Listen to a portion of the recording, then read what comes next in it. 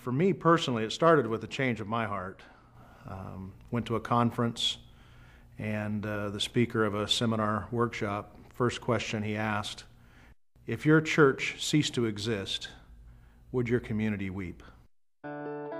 It was during that time that we did the 40 Days of Community Spiritual Growth Journey through Saddleback Church with Rick Warren.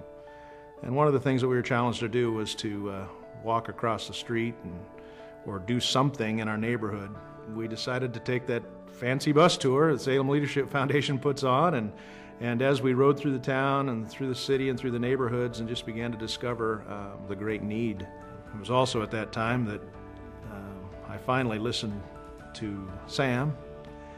He'd been urging me, why don't you get to know Swegle School, and why don't you build a relationship there? It was a very odd phone call for me. In the midst of all the hustle and bustle of school, they said, oh, this guy from the church across the street. And I'm kind of like, oh, I got enough stuff to do. You know? I'll get back to him, you know. And so I let it sit for a couple days and then said, you know, hi, my name's Phil Decker. What's up? Anything we can do to help you guys out? For real? I'm a practical guy, so I figured, well, let's see if they can help us out with a real urgent need, which was to get a new safe playground for our kids. We put on a pancake breakfast and invited the whole neighborhood. It brought in $3,000. It also was the stage for an incredible pancake eating contest. And then after that, just started to brainstorm on what other things could we do to support each other. We've worked together on soccer goals. He's had some of his congregants come out and help paint our gym. We've done things such as, you know, Thanksgiving baskets. In addition, we are fortunate to have the support of a lightning rod, Carrie Mayhew, and she usually comes in with some lightning rod type of idea, like, hey, want to collaborate with the Cascade Surge or the backpack and school supply giveaway. And then what I'm really thrilled about is the support for really the mission of the school, which is kids to grow academically and be prepared for a solid future.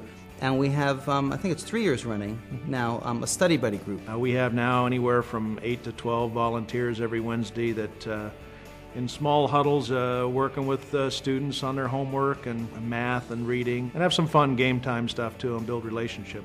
Pastor Larry, by the way, has been a volunteer at Study Buddies for several years, and he doesn't just talk the talk, he also walks the walk. One of the teachers talked to one of our volunteers, and there was a student that she was really excited. He had aced his first test ever, you know, she was just saying he never even comes close to passing a test, let alone ace it. That just fires our volunteers up. You know, we're helping a kid succeed. Our most recent venture, which is becoming really exciting, is Pastor Larry and his congregation reaching out to Swegle staff members. And I hear lots of positive comments. People that go, wow, it feels great to be appreciated. You should have seen what I got, you know. I got a $15 gift certificate. Well, I got a basket of cookies. So now there's a little healthy competition of who got what. Staff members have said, you know, nobody's paid attention to Swegle like this ever. And we just feel like Christian Center has adopted us. From pancakes and a playground to study buddies, and of course we became a CAN Center in the midst of all of that, and that really helped us. I'm really impressed with the Christian Center's broader vision, the plans to create a forever home for foster children in our neighborhood, the camp that they already have for foster children in the summertime, and then that vision for really providing the church as community center. The people at Christian Center just love Swegle, and I think one of the reasons why is they love Phil. When Phil visits our congregation from time to time and gives us an update or requests some help, when he comes up onto the platform, somebody will shout out the chant of Swegle Elementary School, Swegle, and then everybody else responds, Eagles, and it's just a sign of the camaraderie and the relationship that's there. Our motive is the same as Jesus. He served everybody. Serving in a school is not just declaration of the gospel, it's demonstration of the gospel. There's an expression from my tradition called Tikkun Olam, which means healing the world, and doing mitzvot, or doing good deeds. That it's not just a mindset, it's not just what's in your heart, but it's your deeds in the world. part of the subtext to our collaboration has been this interfaith piece. And I think that's part of what makes our collaboration strong. People that are going out and embarking on a journey like this between a school and a faith community, you know, it makes sense to have a cup of coffee together, to sit down, to go out to Best Teriyaki.